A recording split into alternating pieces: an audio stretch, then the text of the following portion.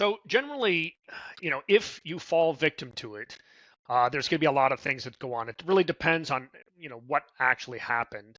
So, like, let's say in the example that you paid the wrong person, you're going to have to immediately, if within a very short amount of time, you're going to have to contact your bank, and then you're going to have to tell them what happened. You can say, hey, look, I just paid a fictitious vendor and I paid them $20,000 or whatever.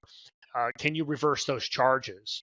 And then you also have to go alert the vendor that happened to as well and saying, hey, look, I paid the wrong vendor. And because maybe they're the source of the problem.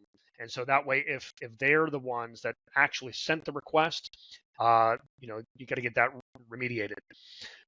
If it was your account that was compromised and you're the one sending out those fake invoices, a lot of times they set up Outlook rules that divert emails to other people. So let's say I'm an attacker and I get into your mailbox, I'm going to start looking through it. I'm not going to do anything, but I'm going to look through your sent items in your inbox to find out who you're working with.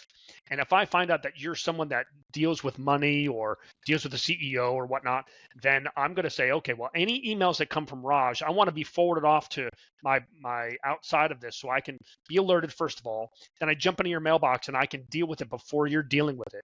So what we need to do is we need to look for those Outlook rules, delete them, change your passwords, set up 2FA on your account, and lock it down. And then potentially, depending on where the attacker was from, turn on some of that conditional access to prevent them from getting into your mailbox, in the future if, they guess your password again or get into your 2FA.